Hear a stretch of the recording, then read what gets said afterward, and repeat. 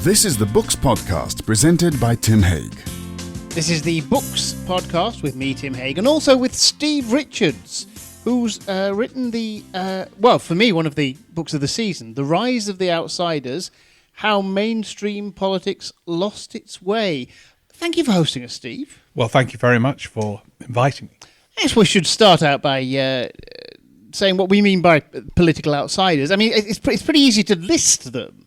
We're going to certainly talk about UKIP and President Trump and Jeremy Corbyn, maybe Syriza in Greece, Front National in France. What have they got in common? What makes these the political outsiders? They've got two things in common. One, in my view, worrying and sinister in its implication. The other, interesting and significant and potentially benevolent. And that's why it makes it quite complicated to weigh up the outsiders. The sinister one is the term, the outsider. If you think about it, what the appeal of the so-called outsider is for them to say to the electorate, we have not been contaminated in any way with democratic power. We come from the outside. We've had no relationship between making a pitch and implementing policy. We've never been near any of this. We are a bunch of amateurs. I call it the amatocracy, actually. So there's rule by the unqualified. Yeah, rule by the unqualified, which is deeply fashionable. The Gove phrase in the referendum campaign about we've had enough of experts. It's all part of the same phenomenon. Now, all of that is appalling, and that's what they've all got in common. Trump was a business person, never been near politics of any sort. Jeremy Corbyn has been an MP since 1983, never on the front bench before he becomes leader of the Labour Party. And Nigel Farage from UKIP, not even a member of the British Parliament.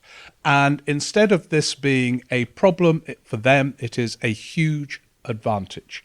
And what, if you step back, the message from that is anyone who gets elected becomes quickly contaminated because they are on the inside. They are part of a bubble.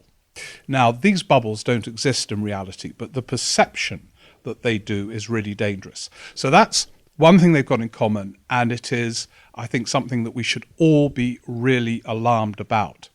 The other thing they've got in common is a recognition that huge swathes of voters have been left behind in the new globalized economy, and that the state needs to be, in whatever manifestation, a much more active mediating agency.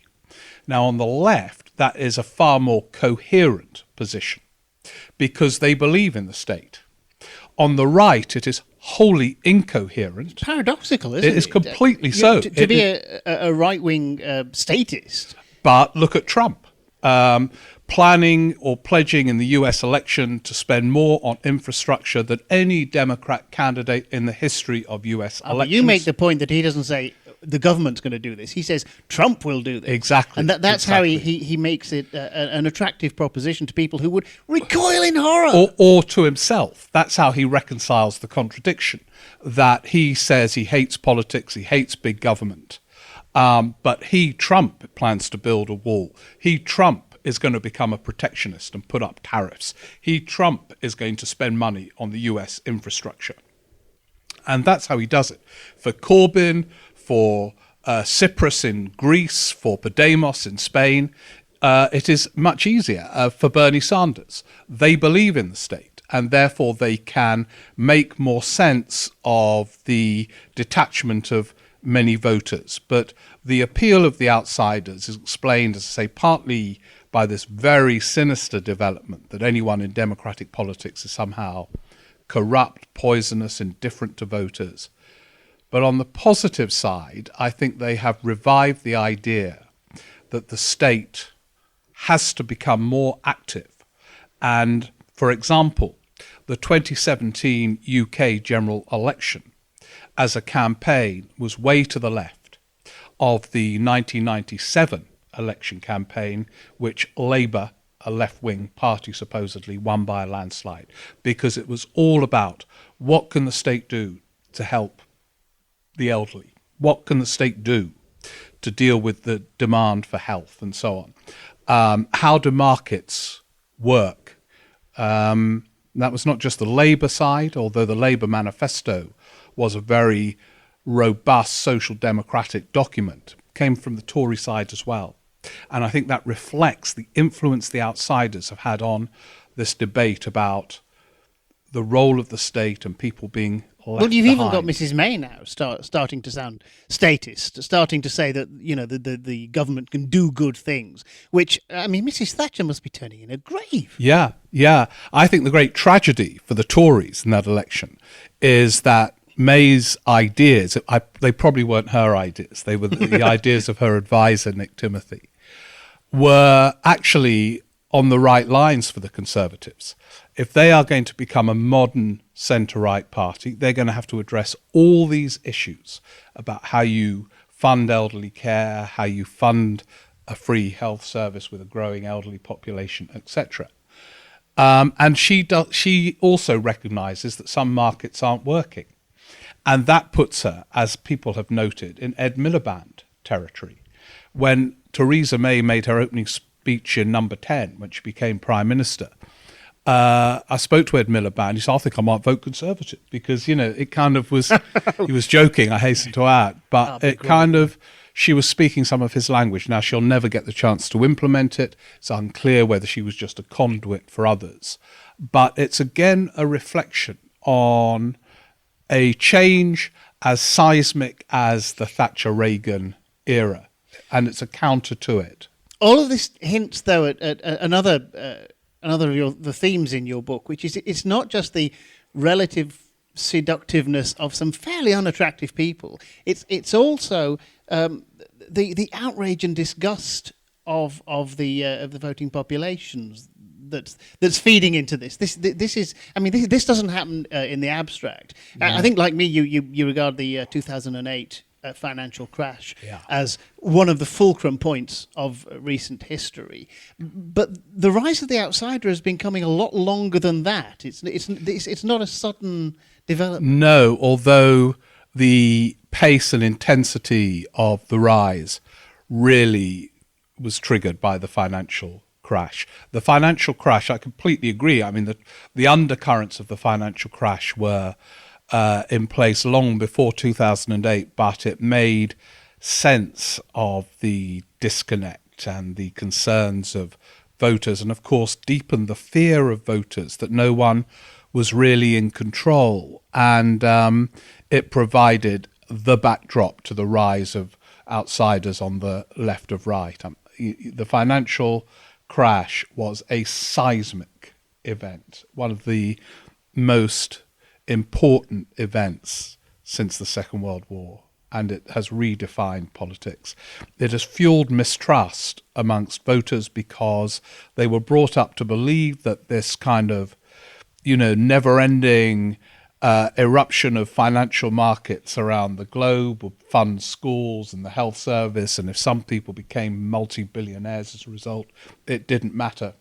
Well, of course, it didn't And of matter course because the lot of, at least for the Western, the rich Western countries, the 20th century did see an improvement in people's lives. I mean, Thomas Piketty in his wonderful book, Capital in the 20th Century, makes the point that that's an anomaly in world history. That's not what usually happens, and he puts it down to the world wars, which is a dismal thought. But we did have some decades in which the expectations were raised in ordinary people, at least in the Western democracies, that their lives would get better. Yeah. And then, I mean, the outrage that they're going to feel when that turns out not to be true, after all. I remember the governor of the Bank of England at the time, Mervyn King, in the United Kingdom, saying he was amazed there hadn't been riots after the 2008 crash. And in a way, it is interesting that there weren't, but instead, the voters actually rebelled at the ballot box.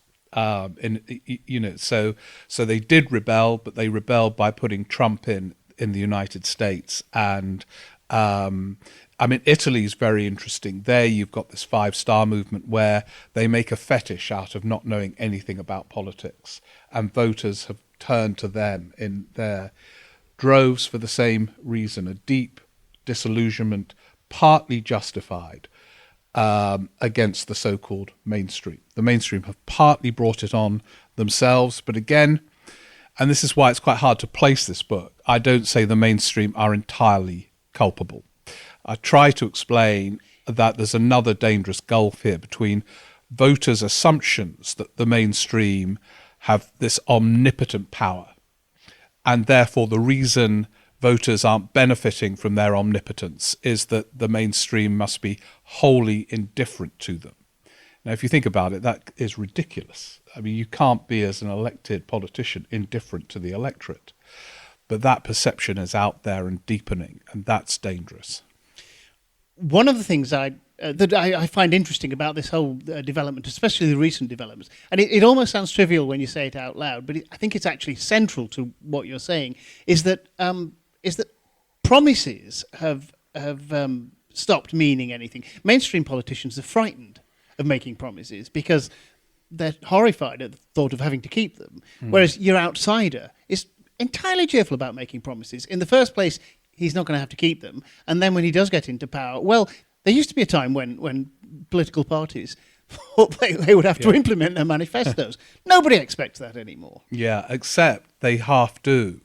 You see, if you look at the fate, say, of someone like Nick Clegg, he was doomed the moment student fees trebled.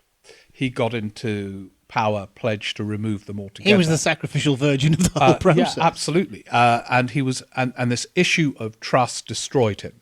And that happened the summer of 2010. So he'd been in power for about 2 weeks, and his fate was sealed in that time. He was never trusted again. Now, I think you are wrong when the outsiders get into power, which shows the shallow absurdity of the term. They will disillusion people. Trump will, in the end, disillusion people when he can't deliver half the things he promised. And it will be a fascinating test to see whether Jeremy Corbyn excites, if he ever got into power, or absolutely disillusions all these young people who are so excited by him. And for sure, it will be more difficult than he anticipates or makes out, because the levers aren't available in quite the same way as they were even 20 years ago for governments. It's much harder to raise money through taxes and all the rest. So he's right to try. And I thought it was a very interesting manifesto that they put forward. But it's going to be tough. Can I try another one on you then? Politics is a game of poker. The sort of bluffing seems again to, gambling the farm on things. Cameron having referendums that he loses. Mrs. May saying, we're going to, no deal is better than a bad deal. Now, that's not fooling anybody. The EU cannot possibly believe that she means that. No. So this whole business of big gambles being somehow politically expedient seems madness, reckless. It is. You put it brilliantly. They are gambles that are reckless, but are done almost out of cautious expediency. Cameron felt he had no choice but to hold the referendum. So he wasn't being, in his view, reckless. He was responding to a situation in which he thought he would be the beneficiary by playing this card. It shows how you can misjudge these things. Theresa May doesn't mean it when she says she's up for no deal. She's not stupid. She knows it will be a catastrophe.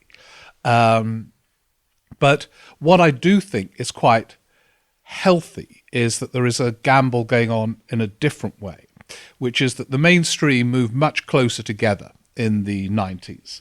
Clinton and Blair, for example, and they influenced Schroeder in Germany and others, moved much closer to the right because they thought they couldn't win without doing so. Now there is a sort of ideological risk-taking, to use your sort of gambling analogy, and it makes in some ways politics healthier. So you've got now a recognisable left in the Labour Party, and that applies to Spain, Greece, to some extent Italy. You say Greece, but I thought Yanis Varoufakis was one of the great gamblers. Well, I mean, he went and played his hand and lost. He did. I mean, and he's an example of an outsider who had the misfortune to win and lasted a few months and quickly got out and is now a superstar again, because government is very, very difficult. But it is interesting that in Greece, it began really in Greece, this whole phenomenon.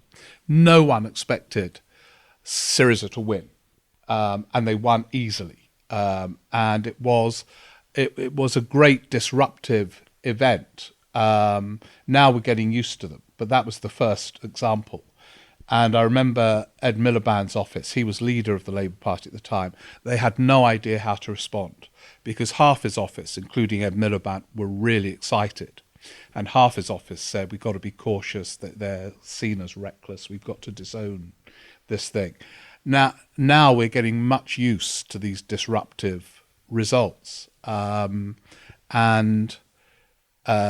Brexit, Trump, the 2017 election. And if you think about it, in the UK, I was thinking about this the other day, it seems to me of all the countries that have had disruption since the financial crash, I think the UK, it's been more seismic than anywhere else. If you think about it, since the crash in the UK, hung Parliament in 2010 with a coalition, peacetime coalition, we never have those. 2 seismic referendums that have totally disrupted everything, Brexit and the one in Scotland, which has led to a rise of nationalism in Scotland. Also outsiders. I mean, the SNP Totally. from this point of view are... Absolutely part of the pattern. The rise of the SNP, it's sort of been dwarfed by these other things, is remarkable. You know, for most of our lifetimes, Labour ran Scotland and dominated it in every sense, culturally, politically, and they were wiped out in 2015. They're coming back again a bit, but they were wiped out by the SNP, this nationalist force, as a result of a referendum.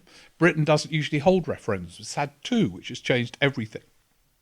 Then, in 2015, a prime minister won against all expectations, got a majority. Within a year, he was forced out. That's never happened before. A prime minister with a majority going after a year of winning an election. And then we had this odd figure, this shy, reticent figure, calling an early election, which he in effect lost. I mean, that to me, if you take Brexit in that mix, has been more stormy than Macron in France, Trump in the United States, the accumulative thing. But they're all part of a pattern. And the backdrop is 2008.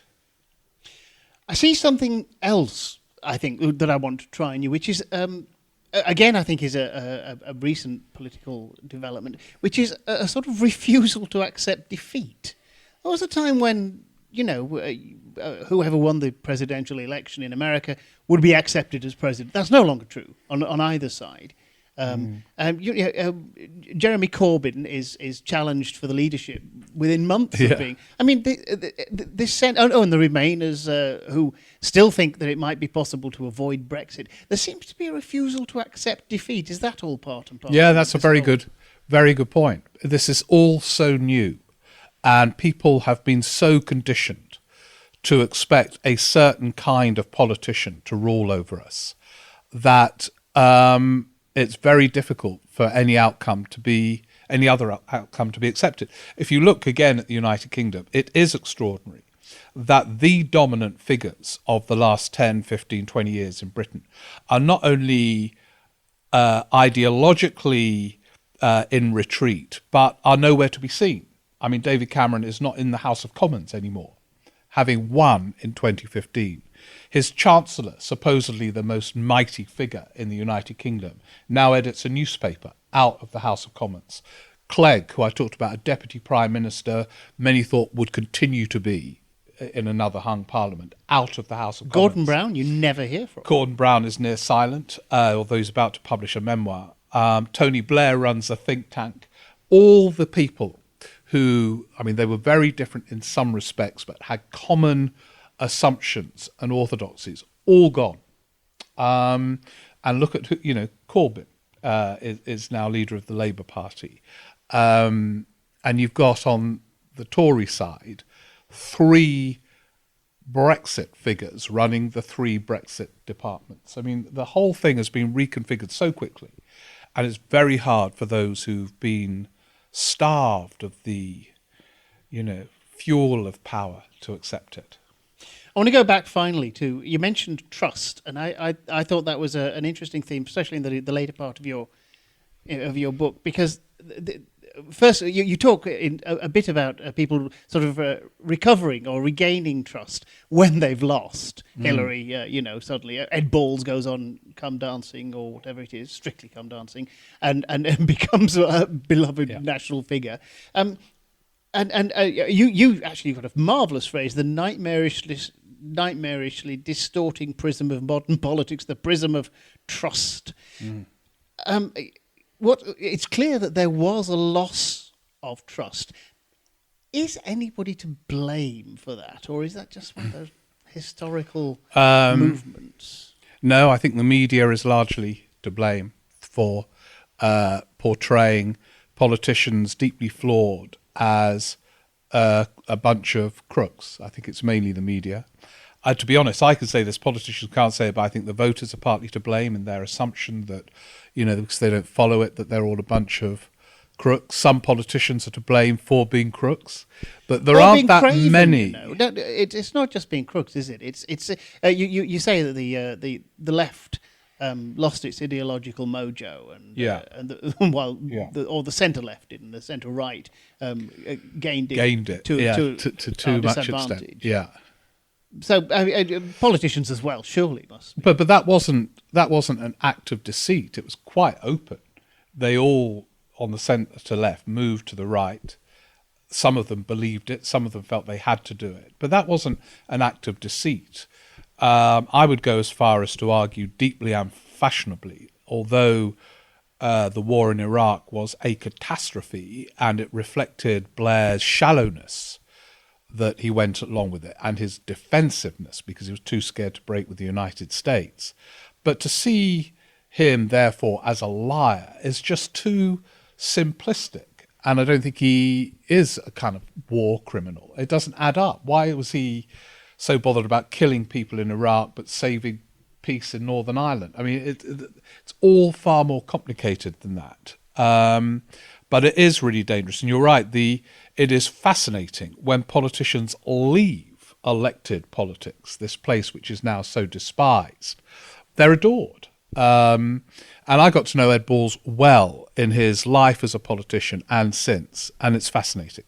So I once spent the day with him in his constituency where he was opening a new centre, a Sure Start centre. And he was low, like, yeah, bastard, well, And then I interviewed him during the Strictly period, and we walked to the place where the interview was. What? You didn't waltz? Well, no, exactly. All the people come, Ed, give us a dance. They were adoring him. And as a politician, there he was opening a Sure Start centre and loathed. And as a peak time celebrity, adored. It happened on the other side with William Hague. I remember hearing a 5 Live phone in, and somebody phoned up and said, Mr. Hague, I think you would make a brilliant leader of the Conservative Party. And he said, well, I've already done that, So he became a former future leader, but only when he left.